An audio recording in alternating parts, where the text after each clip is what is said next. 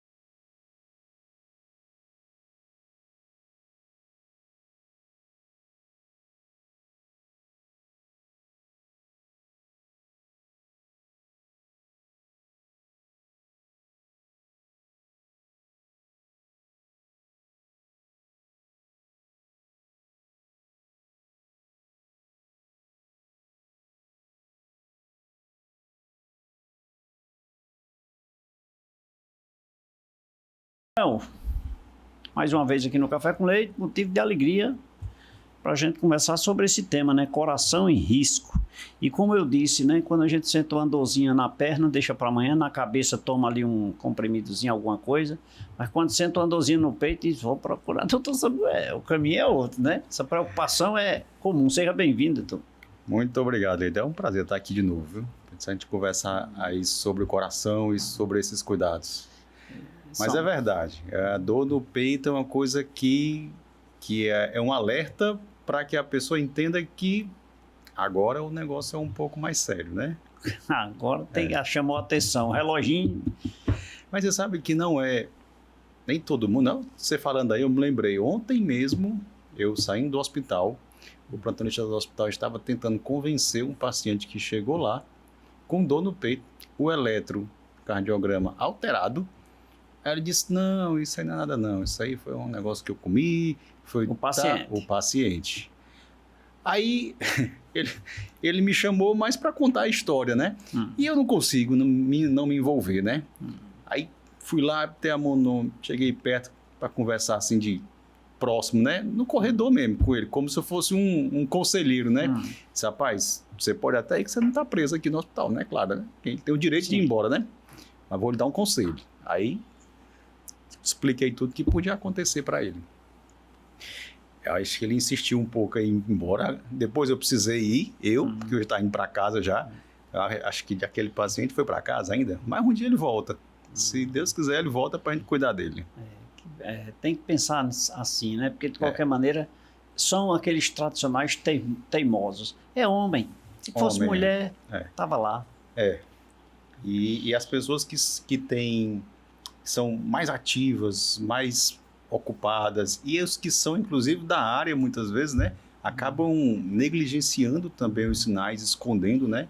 Eu mesmo trabalho com nosso colaborador lá dentro do hospital, que por muito tempo sentia um mal-estar e a gente achava estranho, mas ele dizia que não era nada não. Ele tomava um remédio para azia, sulfato de magnésio, alguma coisa assim para a disquerazia. Resultou botando 2 estentes depois, que o negócio evoluiu demais, né? Então, a gente vai negando. Essa questão dessa negação é que quando vem já é tarde, muitas vezes. Né? O que é o coração? O coração ele tem uma vantagem, assim, a medicina estuda muito, avança muito para descobrir e catalogar não só os sinais, mas também os achados, né, de exames laboratoriais, as evidências de problemas que estão começando a acontecer ou de situações de risco, não risco para a semana que vem, mas riscos a longo prazo. Então a gente é capaz de identificar uma série de fatores de riscos que podem ser modificados, que, se não modificados, vão levar você para uma doença do coração, um infarto, às vezes até uma insuficiência cardíaca mais severa a longo prazo. E eu vou dizer, a maioria desses fatores de risco, eles são de conhecimento público.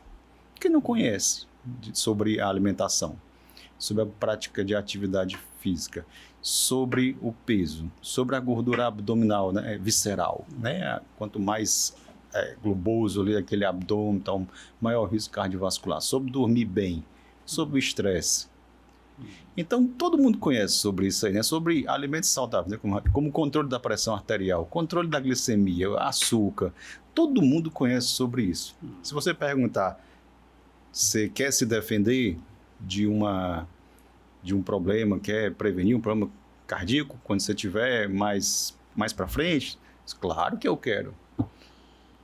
Tá lá, tem as armas, sabe o que fazer, mas não faz. Não faz. Aí o que a psicologia vai explicar essa negação que acontece aí é que é para... E só toma as providências quando a coisa já está, de certa forma, mais grave, né? Mais avançada. Alguns aceitam logo de imediato, outros resistem um pouco mais, mas somente dessa parte do infarto, né, da doença coronariana, as evidências são muitas. A gente tem muito o que fazer em matéria de prevenção, mas a gente vai empurrando para frente, até o dia que você tem a consequência.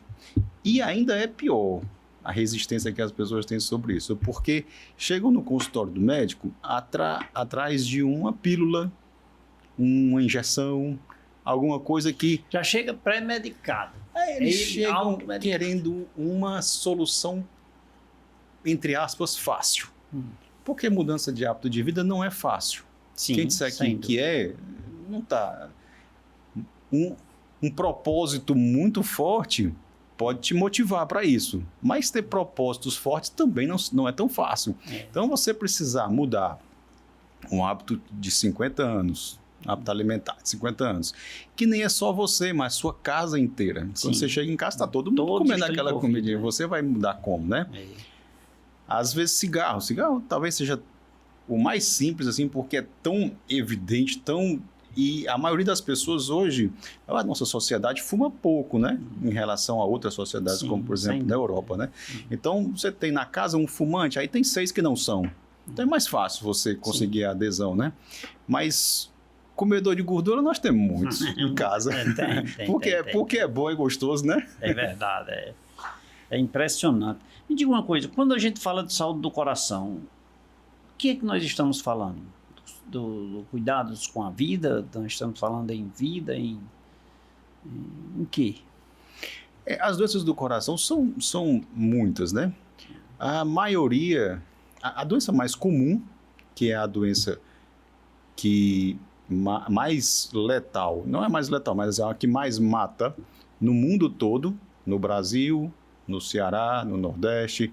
Essa é uma estatística que permeia aí todas as sociedades. É a doença cardiovascular. Por que a gente chama cardiovascular? Porque envolve o coração e as artérias, tanto as artérias do coração como as artérias que estão fora do coração, como as artérias do cérebro, a do rim, as que vão para o intestino, levando sangue, né? Que vão para os membros, né? Para as pernas.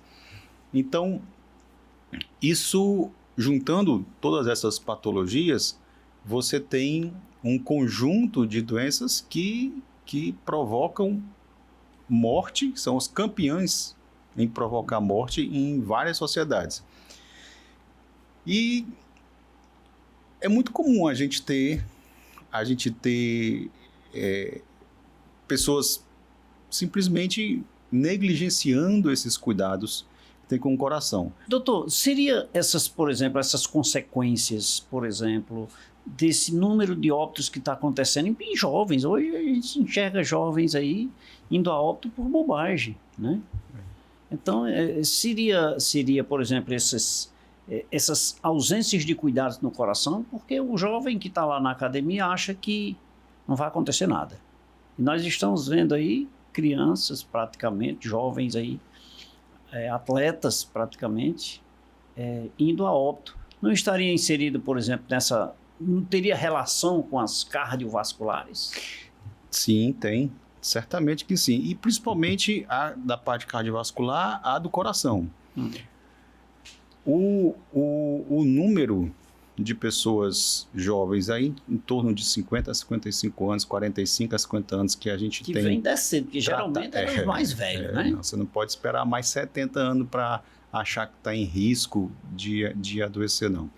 Entre 45 e 55 anos, nós temos já um número muito alarmante de pessoas que estão se submetendo a procedimentos, quer seja procedimentos para colocação de stent, né, ou para cirurgia cardíaca, por causa da doença coronariana, aquela aterosclerose. Existe, e é um fator importante, a questão genética e hereditária. Mas o estilo de vida, o hábito de vida, a negligência com os índices que a gente tem, que a gente conhece, que são facilmente detectáveis, como, por exemplo, por um exame de sangue, ou por exames de imagem simples, como o ecocardiograma, ou ultrassom de algumas artérias, a pessoa negligencia, às vezes, claro, não tem acesso, pode acontecer, não tem acesso, embora os exames de sangue não sejam caros e estejam disponíveis na rede pública, né? Alguns exames são um pouco mais difíceis, mas mesmo os que têm isso disponível não têm tido todo o cuidado que precisa, né? E aí, se achando, né, que está numa boa condição física, não vai acontecer nada, né? A juventude traz essa arrogância, né? Se achando, não, isso é doença de velho, isso são as pessoas mais idosas, e sem acompanhamento de um profissional, muitas vezes até da educação física, né? E é uma doença que é silenciosa, né? Ela é silenciosa enquanto ela está se estabelecendo. Quando ela chega a se manifestar com infarto, ou com angina mais severa, ou com insuficiência cardíaca, já é uma fase mais avançada. Então, você não pode esperar ter um sinal, assim, e é enganoso também. Coração é enganoso. A gente sabe isso nos relacionamentos afetivos, a gente sabe isso pela própria Bíblia, diz também, coração é enganoso, e a medicina diz também. O coração, ele é enganoso. Você, às vezes, acha que está muito bem, como eu já operei pacientes que até a semana anterior à cirurgia, ao diagnóstico, né, estavam jogando futebol 3 vezes por semana.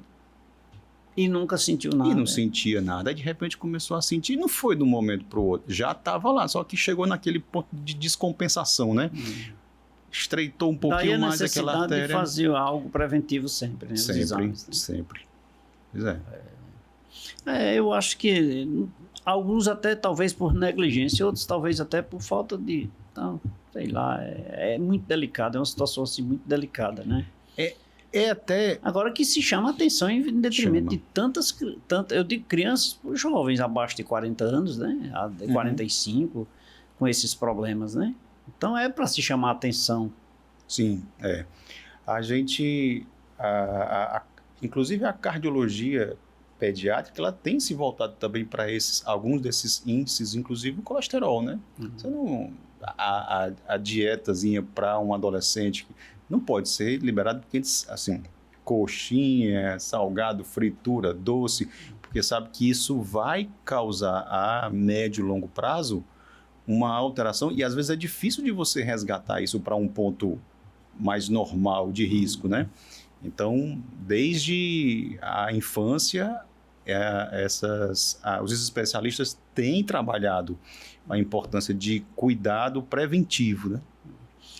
Eu assistindo agora recentemente, há poucos dias atrás, a questão que a pressão 12/8, né? A pressão arterial 12/8 é considerada alta, né? Pela Organização Mundial de Saúde, se não me falha a memória. No último congresso europeu teve uma mudança nessa diretriz, né? E isso começou a ser implementado. Na verdade, é uma pressão que deixa de ser normal, né?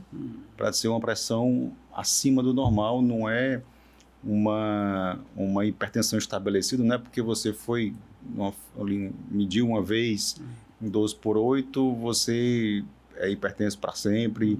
Não, até porque você pode tirar algumas medidas tomar algumas medidas preventivas para poder melhorar a pressão, né? Quando surgiu isso aí na mídia, com muita ênfase, aí eu disse, não vou aceitar.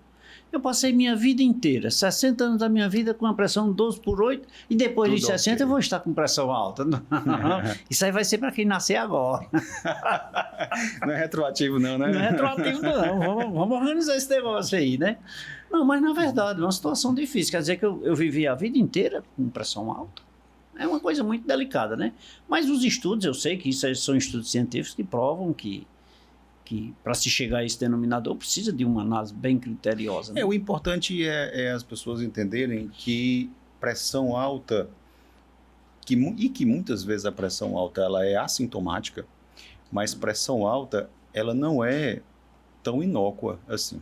Por mais que seja uma pressãozinha 13/7, 13/9, 12,5 ou 12/8 já é para alertar, subir ali aquelas anteninhas de atenção. Acender a luz amarela. Acender a luz amarela. Tá certo. Gente, ele é médico, cirurgião, cardiologista, eu converso com o Dr. Samuel Soares aqui no programa Café com Leite, e nós estamos conversando sobre coração em risco, consequências da falta de cuidados. Dr. Samuel, vamos beber água? São Geraldo, por favor. É bom mesmo. E o cafezinho? Tranquilo? Cafezinho aceito também. Quer conhecer um pouco mais sobre este tema, riscos no coração? Você fica ligado que no próximo bloco nós temos muito mais. É só o tempo do nosso cafezinho.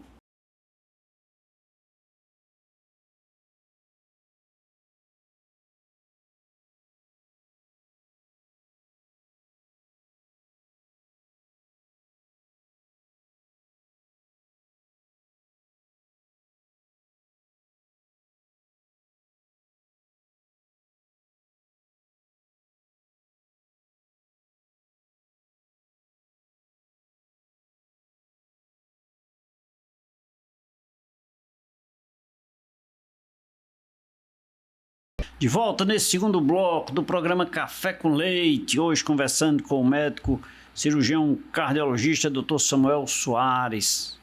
Ele que fala com a gente sobre coração em risco, as consequências da falta de cuidados. Quem não? Homens. Eu sempre culpo os homens. As mulheres são mais cuidadosas, mais cautelosas, são preventivas, são as mulheres que têm que viver mais. Um macharal só quer saber de deixa para depois, só vai quando a mulher carrega. Pega pelo braço e diz, vamos. E nós estamos tendo a oportunidade de conhecermos um pouquinho dos cuidados que nós devemos ter e evitar que o nosso coração fique em risco. Ele é médico. Você é o paciente. Doutor Samuel, o senhor falou aí em alguns tópicos que eu enxerguei como fatores de risco dos cuidados que nós devemos ter com o coração, dentre eles a obesidade, né, o tabagismo, dentre outros aí. Existem outros mais especificamente, ou seriam essas faltas de cuidados mesmo, são os fatores de risco? Existem fatores de risco que a gente identifica, inclusive geneticamente, e outros nos exames laboratoriais, como o colesterol, como umas que a gente chama de marcadores, proteína C reativa. Isso são marcadores de risco para a doença cardiovascular em geral. Algumas um pouco mais específicas, como o colesterol, principalmente o LDL, né? E a gente tem também fatores de riscos ambientais, às vezes local onde você trabalha, questão ergonômica, de você não ficar muito tempo sentado, de fato, em função do seu trabalho, você não faz muita atividade física, embora você não deva confiar na atividade física provocada pelo seu trabalho, né? Permitida pelo seu trabalho, mas aquela história, eu estou caminhando dentro de casa ou no trabalho... aquela que você decide botar ali uma bermuda, uma calçado confortável e sair para fazer o seu condicionamento cardiopulmonar. Mas o que eu acho mais importante é a gente identificar os fatores de riscos que a gente tem em evitáveis ou modificáveis e não modificáveis. Os que a Tem gente os modificáveis? tem, porque Quem são os fatores externos? inicialmente, os que a gente não pode modificar. Alguns nem a gente pode modificar, nem a gente tem como tratar. Por exemplo, o sexo, né? Se é homem ou se é mulher. A genética. Hoje, uma enzimazinha chamada, uma moléculazinha chamada de lipoproteína A, ou você tem ou você não tem. Então, você não consegue nem tomar remédio para deixar de ter, né? Nem consegue tratar isso aí, modificar isso aí de nenhuma maneira. Alguns você identifica como a hipercolesterolemia familiar, mas você hoje tem excelentes medicamentos para você baixar o colesterol. Você não consegue modificar o fato de você ter a tendência, mas você consegue tratar aquilo ali e controlar. E aí as pessoas se preocupam e voltam suas atenções e seus esforços, principalmente, isso aqui é errado, né? Principalmente para aquilo que o médico pode fazer em matéria de prescrição de comprimido. Porque ela acha que se foi do médico, o médico passou os comprimidos, pronto, ela está tomando os comprimidos que o doutor passou, ela está se prevenindo. Não é assim. A gente tem uma série de cuidados. Só botar um parênteses aí, doutor. Eu tenho uma diabetes controlada. Aí, por eu estar sendo medicado, olha, eu estou pecando nisso aí. Eu estou me vendo no que você está dizendo, viu? Indo para a linha do diabetes, porque estou medicado, estou tomando a medicação, está controlada, aí eu não tenho as minhas limitações para alimentação. Porque todo tratamento, ele não tem só um pé de sustentação. E o das doenças cardiovasculares também não tem. E o início, o básico, você pode até nem ter o remédio, mas você precisa ter a mudança de hábito de vida. E é uma coisa que o médico não consegue fazer por você. Eu tenho muita frustração muitas vezes, porque eu trato com pacientes que já experimentaram o lado duro da doença. A dor, né? O infarto, o internamento em UTI, a cirurgia, o pós-operatório, para casa se recupera. E aqui e acolá, chegam os pacientes, não, doutor, eu não estou cuidando, não. Aí eles geralmente não contam, né? Mas como você está dizendo mesmo, a mulher que está do lado conta. É muito comum. Eu converso com o paciente, aí o paciente conta a história todinha, aí a esposa diz assim, eu posso falar? Aí é hora da verdade, né? Escuta só por consideração. Aí vamos ouvir a mulher. Pode dizer. Agora fala a verdade. Fala a verdade, o que está acontecendo? Porque você vê, às vezes, aí você passa a medicação não está funcionando. Às vezes é porque nem sequer está tomando. Né? É muito descaso vindo de uma pessoa que já experimentou o que todo mundo quer evitar, né? Sim. Aí não se dá ao trabalho de fazer uma caminhadazinha. Não é assim. Não é correr, demais, né? Não é ser um atleta, é fazer um esforço cardiorrespiratório que possa lhe trazer. Isso é a base de tudo, é o começo. E isso é tão bom, o exercício físico, ele é tão importante que ele, às vezes, é a razão pela qual a pessoa começa a comer melhor, para começar. Eu estou fazendo atividade física, estou tendo esse sufoco, né, de fazer atividade física.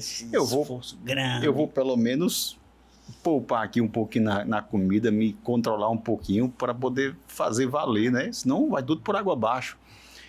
Mas aí, a alimentação, as situações mais de estresse, o controle da pressão arterial, também com medicação, com diminuição da ingesta de sódio, de alimentos industrializados. Então tem tanta coisa que a pessoa pode fazer por si, como eu estava comentando, para se tratar, Não esperem que o cardiologista seja capaz, ou o seu médico, em qualquer especialidade, seja capaz de tratar você, sem que você se trate também. Sim. Então, não tem... Eu vou no doutor para me tratar. Se você precisa se tratar, a questão é de você para você mesmo. A gente está ali para orientar, para ajudar.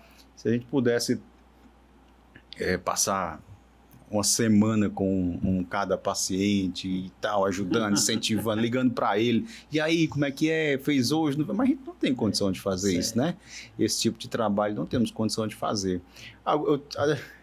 É do jeito, às vezes eu não é falta de paciência, mas eu acho que a pessoa precisa fazer uma reflexão antes de, por exemplo, trazer um tipo de responsabilidade para o médico. Por exemplo, tem gente que chega depois de fazer a cirurgia e perguntando para mim se pode fumar ou se pode beber.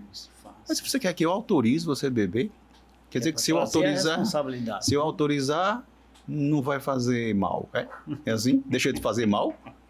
É que a pessoa sabe que faz mal, né? Eu nem considero. Eu disse, olha, isso é você com você mesmo. É você com você mesmo. Eu sei que se você beber, não vai fazer mal para mim. Eu digo às vezes assim, né? Para a pessoa entender, né?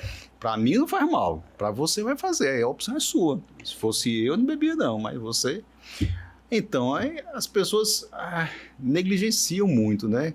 E o resultado é triste às vezes, né? Você vê que eu trato com pessoas que eu operei.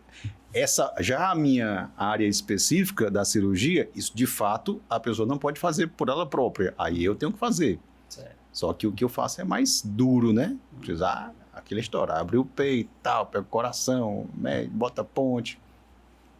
É assim. Fazia o remendo que fez em leite, né? Fez um remendo. Não, você não fez um remendo, não. Você botou uma peça nova, né? Botamos, botamos ali uma válvula. Então, uma peça nova, eu estou novinho em folha. Não, mas eu digo até, eu uso até como exemplo a minha vida, doutor, dizendo assim, eu sou um... Rapaz, inclusive, dia 22 a 24 de outubro. 22, 23, 24, 25, 3 anos. 22, acho que é 24 de outubro, agora? Sim, minha nova vida. 3 aninhos de idade aí, ó, né?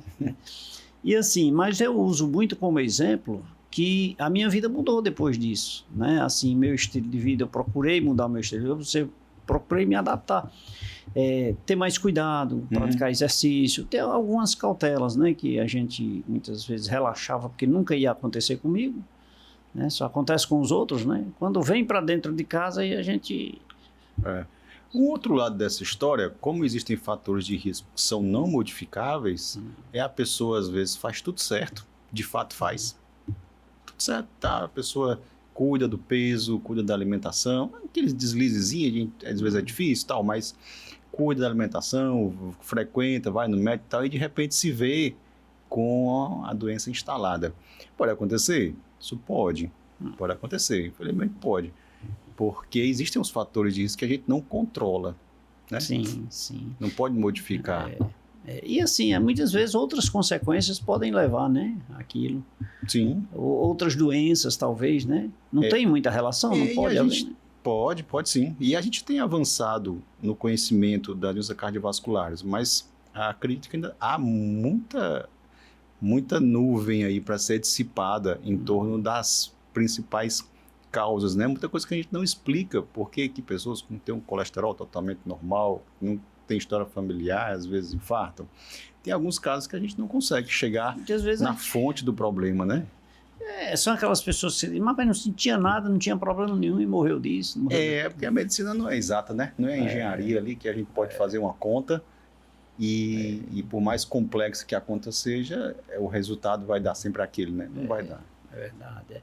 Diga uma coisa, pessoas, você falou assim na questão familiar, um pai, uma família que já teve problema cardíaco, necessariamente a probabilidade do filho ter?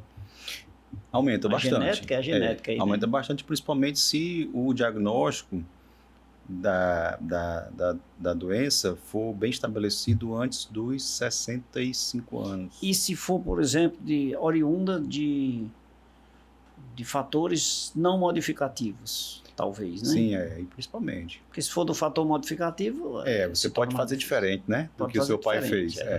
Mas se for realmente de fatores que você não pode modificar, como a herança genética... E geneticamente, até geneticamente, ainda tem muita coisa que precisa ser estudada, né? Para a gente poder conhecer muitas doenças da cardiologia. O organismo, de certa forma, a gente tem muita coisa para se estudar. Né? E aí a gente não conhece, mas sabe que dentro de uma família que tem problema cardiovascular, a propósito, sou o caso, né? Meu pai teve problema cardiovascular, não foi no coração, mas foi cerebral. Acabou falecendo por um AVC. Minha mãe, problema cardiovascular também. no coração e em várias artérias espalhado pelo corpo. E até uns 5 anos, talvez, que eu descobri que eu tinha o LDL alto. Assim, e eu fazendo tudo certo. Aí eu estava numa fase que eu estava fazendo exatamente tudo certinho. Comia tudo bem, evitava gordura, fazia atividade física, fazendo tudo. Mas o meu LDL era alto. E o colesterol Sim, total e não normal, sabia a triglicerídeo normal, mas só aquele perverso do LDL era alto. Sem saber a razão. Sem saber a razão. Liguei pro colega e disse, e aí? Disse, aí vamos tomar remédio, né? Para modificar isso aí. Aí a gente tem, inclusive, meta para cada um, dependendo dos seus fatores de risco. A gente tem meta para colocar aquele LDL em determinado lugar. Por quê? Porque a gente sabe que se a gente modificar aquilo, a longo prazo, a gente tem menos complicações que na medicina a gente chama de desfechos ruins. Tem menos desfechos ruins. E é assim que o nosso raciocínio trabalha. A gente identifica, pega um grupo, aí esse grupo aqui é igual a esse, exceto por aquele fator. Vamos acompanhar. O que foi diferente?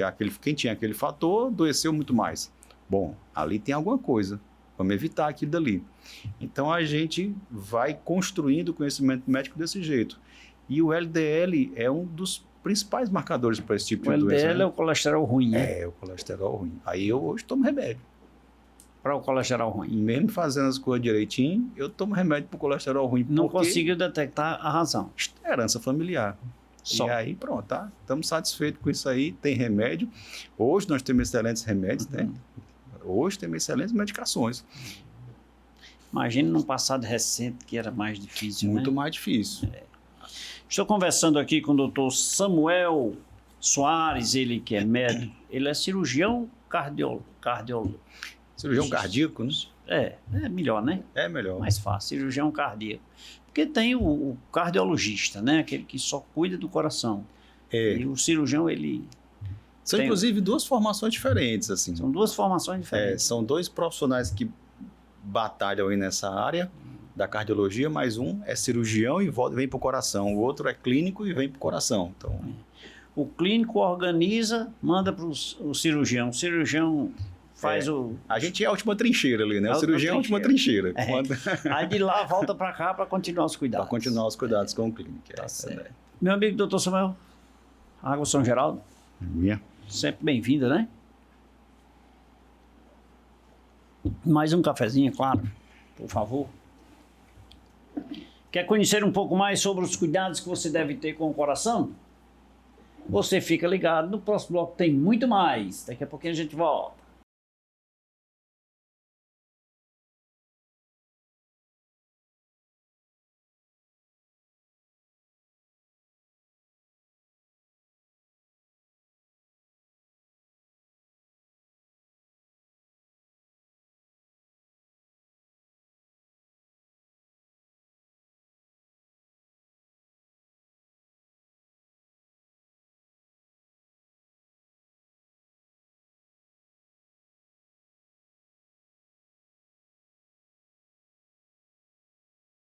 Bloco do programa Café com Leite, aprendendo aqui sobre os riscos do coração, os cuidados que nós devemos ter, com o nosso convidado, Dr. Samuel Soares, ele que é cirurgião cardíaco e nos proporciona esse momento aqui essa aula sobre os cuidados que nós devemos ter com nossa maquininha, né? Tão bom. A gente tem um cuidadozinho quando a gente pratica o exercício, que fica disposto e diz, hoje eu estou... Mas tomou as medidas preventivas para cuidar da maquininha, para saber se ela vai durar muito tempo ainda. Bom você refletir sobre isso. De repente, rapaz, eu vou lá em doutor Samuel, vou saber como é que tá a coisa. Não é assim, doutor? Assim é bom correr logo, né? Porque assim, é uma coisa que precisa ser encarada, né? Precisa ser falada. O resultado da falta de atenção, da negligência, da falta do cuidado, é duro. O resultado não é simples. As pessoas, às vezes, minimizam o que pode ser você ter um problema, uma consequência mais séria no coração. Mas não é tão assim. Há aspectos da doença cardíaca resultante do infarto, por exemplo, que a gente chama de doença aterosclerótica do coração, que às vezes as pessoas não conseguem compreender. A minha mãe tinha um jeito um pouco tempestivo, assim. Ela hoje, depois de um tempo assim, se cuida, né? Mas por muito tempo ela não se cuidou. Aí eu já era ou médico ou estudante de medicina. Eu disse, mãe, você precisa cuidar, pressão, peso, não sei o que. Eu disse, não, menino, deixa comigo, qualquer coisa, se morrer, morreu. O problema é que nem sempre é morrer, morreu. E o coração deixa sequelas, deixa o paciente... Sim, uma das consequências é você ter um infarto no coração e aquilo diminuir a força do coração, a capacidade dele de bombear, e você vai ser condenado a uma vida de sofrimento com insuficiência cardíaca, onde você cansa até para ir ao banheiro, onde você cansa para fazer atividades mínimas, com vários internamentos em hospital. Isso não é uma qualidade de vida, destrói então, sua vida, né? Destrói sua vida, onde você vai dizer assim, eu já vi homem grande chorando no consultório, me perguntando, doutor, isso tem alguma coisa a ver? Vê só a pergunta, isso tem alguma coisa a ver com o cigarro? Eu digo, meu amigo, tem, eu não posso dizer que não tem, né? Tem. E aí eu tenho certeza que ele pensou em tantas vezes que foi aconselhado. E como era uma coisa que ele mesmo decidiu trazer para ele próprio, né? Então, você pode falecer disso de repente? Pode. E eu costumo dizer, não sei se as pessoas me compreendem, não é o maior mal. Morrer repentinamente não é o maior mal. Porque você nem sofrer vai. Ninguém quer morrer, é certo. Você quer continuar a sua vida. Mas viver com consequências drásticas ali, da deterioração da função cardíaca, é sofrimento que eu não desejo a ninguém. E lembrando que sofrendo e buscando sempre cuidados contínuos, né? E sem chegar a um denominador que já está, digamos assim, nas minhas palavras, estragado. Não conseguimos recuperar. Nós temos hoje medicações que são avançadas, muito mais do que 5 anos atrás, tem evoluído. Mas muitas vezes não conseguimos resgatar, aí vai para cirurgia, tem angioplastia, tem algumas medicações que você pode usar, mas nem sempre isso vai lhe trazer um bem-estar. E aí você vai ver a sua vida, né? Não tem mais saúde, tem mais... O emocional, doutor, a questão, eu escuto muito falar nas pessoas que guardam emoções, que não choram, por exemplo, ou que têm sofrimentos, até de relacionamento, que fica ali com o sentimento magoado e tudo, que guarda esses sentimentos. Isso pode trazer para o coração, no sentido figurado mesmo, na doença do coração, não somente aquele coração sentimento, né, paixão. O coração ele é muito coordenado por questões neuroendócrinas, né, tanto neurológicas como endócrinas. Então, você tem estresse aplicado ao coração por situações emocionais. Você tem aí picos de pressão, taquicardias, e a gente pode falar do ponto de vista mais até filosófico, a amargura na alma. Pessoas amarguradas, que vivem com o coração apertado o tempo todo, tudo isso repercute. É uma coisa que, né, às vezes, ela é refém daquilo, né? Isso não ao longo do tempo, porque tem muita gente que é introspectiva, né? Introvertida, né?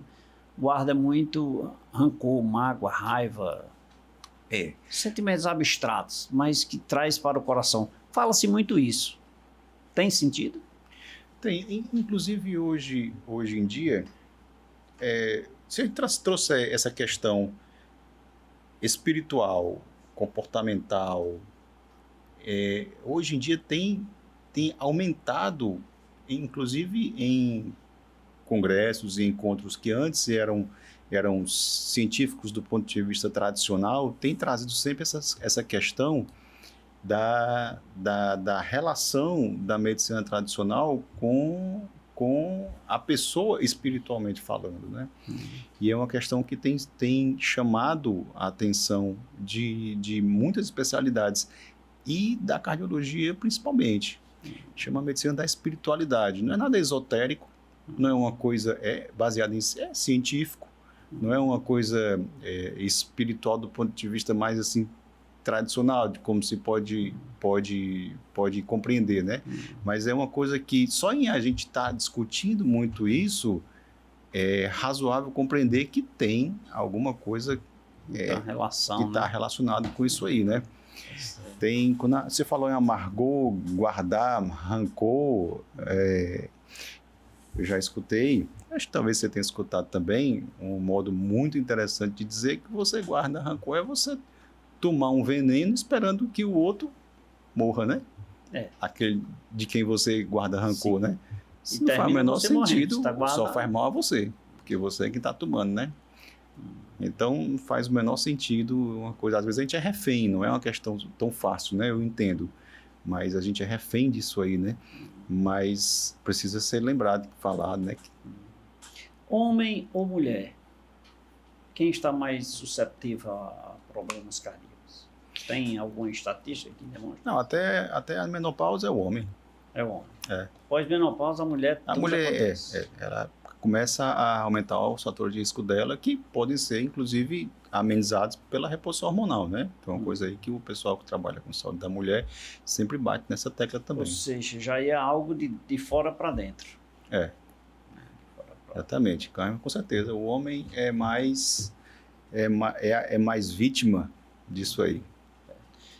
Outro detalhe, crianças. Nós falamos lá no início sobre a questão de alguns jovens abaixo de 40 anos que vêm sendo acometidos, mas crianças têm problemas cardíacos também? Tem, né? A gente tem a cardiopatia congênita, né? Que já nasce com já ela. nasce, mas aflora logo de imediato, em curto prazo. Algumas tão breve quanto dentro do próprio dia de nascimento. Outras, você pode ter um tempo, até 4, 7 anos, para poder tratar. Mas algumas, você inclusive hoje é muito comum a saúde materno-infantil tratar com muita seriedade as cardiopatias congênitas e recomendarem os ecocardiogramas feitos ainda intraútero. É possível. Aqui se faz, aqui são as doutoras lá da Unicard lá. Lá as doutoras da Unicard fazem? Doutora Elaine e doutora Andresa têm feito, praticamente, têm trabalhado muito com isso e estão criando basicamente elas estão criando aqui um interesse até da região, uma rotina de se fazer isso, né? Porque começaram a fazer e hoje porque é importante que a pessoa identifique isso, Leite, para poder, até mesmo ao nascer, ela já nasça em um local que possa dar assistência para aquela criança. Então, isso já é a prevenção das consequências. Porque você não pode evitar que a cardiopatia congênita se instale ali, né? A gente não tem uns meios nem de... Existem alguns tratamentos, inclusive intraútero, mas isso são coisas muito específicas, né? Fantásticas, né? Mas muito específicas. Mas a maioria, as principais, elas não são tão graves assim que você precisa nascer num lugar que tem uma estrutura maior para tratar cardiopatias de crianças tão pequenas. Crianças intraútero já dão sinais de que podem ter problemas cardíacos? Ou através da mãe? Não, já. Na verdade, é pelo exame do ultrassom, né? Sim, do ultrassom. Muitas vezes o ultrassom morfológico, um bom ecocardiografista, né, já consegue, ou um ginecologista, né, que faz o exame de ultrassom, qualquer um dos especialistas, pode já identificar algumas anormalidades que já aumenta a necessidade de fazer o ecocardiograma fetal. E lá no eco fetal você já especifica e dá o diagnóstico exato da doença. Já nasce sabendo que tem. E às vezes é uma coisa que você não precisa se preocupar assim tanto, que você pode acompanhar por um tempo, talvez vá precisar tratar, talvez não vá, fique bom sozinho. Existem várias... O profissional está acompanhando, né? Mas quais são os exames mais comuns que eu devo fazer? Não sinto nada, não tenho problema, por que é que eu vou procurar doença, né? Você já ouviu falar nisso também, né? Eu não vou no médico, não vou procurar doença. Mas para cuidar do meu coração, quais são os exames mais comuns que eu devo fazer de forma preventiva? Depende um pouco da fase da vida, né? Que a pessoa está, dos fatores de risco e do peso, Tal. Mas em geral, que a gente chama de screen, não uma pesquisa assim mais básica, a gente passa por um exame laboratorial, né, uma lista aí de medicações, o ecocardiograma, um raio-x de tórax, o teste ergométrico, que vai para dar esforço, dependendo se tiver alguma coisa alterada. Tem mais alguns exames um pouco mais específicos. Esses exames que são exames de rotina são exames mais amplos. Sim. Eles vão identificar alguma coisa. Às vezes identifica, mas não tem especificamente, não sabe especificamente o que é. Mas diz, vá para esse outro. Aí a gente vai seguindo um para o outro. Então, eles têm uma sensibilidade muito grande, mas não são muito específicos. Isso é a característica do exame desses exames de screening, né, de rotina. E em alguns casos, os Dopplers de carótida também são importantes, porque ajudam a classificar fatores de risco.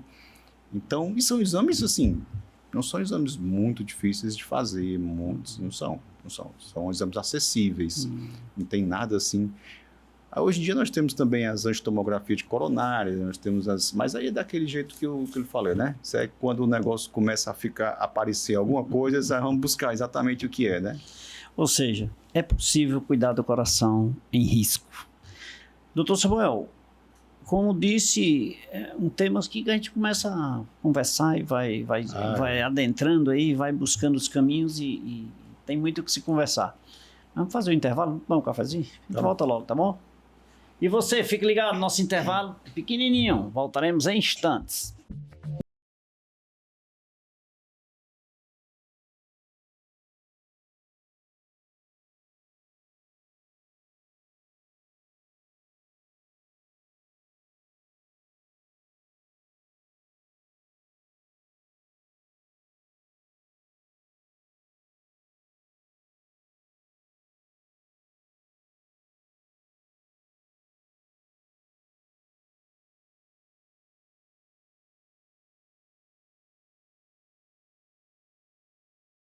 Falei que era rapidinho, já me delicei de um cafezinho, de uma água mineral São Geraldo, e agora eu quero mandar um abraço aqui para os amigos que acompanham o programa Café com Leite, mas antes, dizer ao doutor Samuel que foi muito boa a nossa conversa. Doutor, muito obrigado. Volto mais vezes aqui, você é sempre muito bem-vindo aqui, motivo de alegria. Conversando, o tempo passa, a gente nem vê. Pois é, rapaz, isso é rapidinho, né?